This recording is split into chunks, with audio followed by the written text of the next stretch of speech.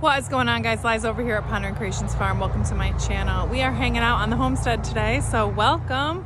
Talking about the pantry challenge, and guys, we did not do so good. I think I made it till January 2nd and we needed some ricotta cheese, so I had to run to the grocery store. For those of you who don't know what I'm talking about, check out the Three Rivers Homestead and the hashtag Three Rivers Challenge, and check out some of the meals that people are eating, homegrown and home preserved meals from their pantry.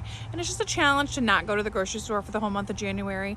Honestly, I have a hard time in the month of January because I do have birthdays and because we're just getting over the holidays and I don't like prep to take the challenge, so we really didn't have much produce. I had still had some stuff coming in from the greenhouse and that stopped, so I did have to do a big bulk restock, because by the time you guys see this, I'll be in recovery from the surgery that I was having, and I cannot count on the other chefs in my house to want to be in a pantry challenge. So I went ahead and stocked the food with a lot of convenience food, ready-made stuff, and stuff that it will make it easy for other people to get us fed. I knew we were going to fail going into this, but when the rules are that there are no rules, I guess nobody really fails. You just try better next time. So I did stock the house, and I'm going to see if we can make it to the end of February just to extend that challenge a little bit. One thing I wanted to address in today's video, though, is some of the comments that I get from people when we say we're doing a pantry challenge. Now, you can see we have a ton of food. We'll be fine.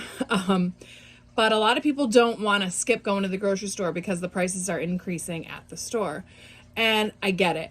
If you don't have any food storage built up, it's kind of hard to live off your food storage. So I don't think that this challenge is for people that don't have any kind of a backstock built up. But what I do want to say is for those people that do have the backstock built up is, number one, you can do a little bit of a preparation for it.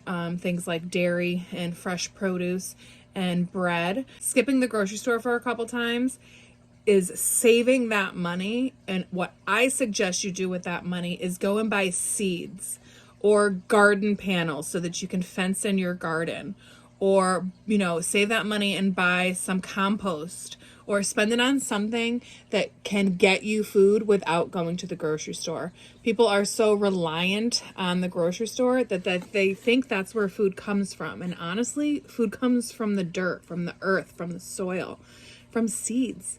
So when you're on that rat race of running to the store for food, I see where it seems like scary. Oh, here we're in like food shortages and now you're not wanting them to go to the grocery store. But I promise you, you have to break the cycle somewhere. And sometimes it has to be for your pocketbook, and so you can invest that money into things that'll grow you food in the future, whether that's raised beds or, like I said, fencing. I mean, I know our first year of gardening, pretty much a groundhog ate everything because we didn't have good fences around our gardens. And if you grow it, they will come. Figured while we were down here, I would just show you guys what we have new to the shelf, which is onions and peppers. And then I did roasted peppers, and we've got some balsamic glazed Brussels sprouts, and I didn't grow those. I actually did grow Brussels sprouts this year, but they were in my fruit garden, and I turned that over to the turkeys and the chickens and the sheep kind of early in the season. They really enjoyed those. Actually, the stalks are still standing, and they still go in there and nibble on them. So I'm really glad that I did that. So I just went to the store and grabbed some organic Brussels and got those canned and on my shelf because that's really something I wanted to try this year. I love Brussels. My kids don't. So it'll be nice to just have, a portion for my husband and I. Let me know what you guys are starting to make homemade rather than have to go to the grocery store or rely on some of the other stores. A couple other things I wanted to show you guys in my last pantry tour that I forgot was we made a bug spray with our beautyberry bush, or not a bug spray, excuse me, a bug salve. And I also did a vanilla body butter. So those are two other things that I'm not going to have to go to the store and buy because we got a bunch of things of those. So start making some stuff at home and see what you guys can come up with, and leave me a comment and let me know what you do. So just a short video for you guys today.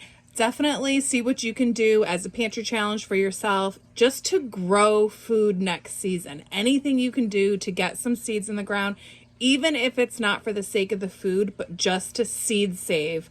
I'm going to put a link to some past videos here so that you guys can check them out. And have a great day. Don't forget to like this video and subscribe. We're going to be back with our daily preservation videos in February. Those I was doing over on TikTok, but this year I'm going to be sharing them every day over here too. So we're going to be back to a daily vlog, hopefully at the beginning of February if everything goes well.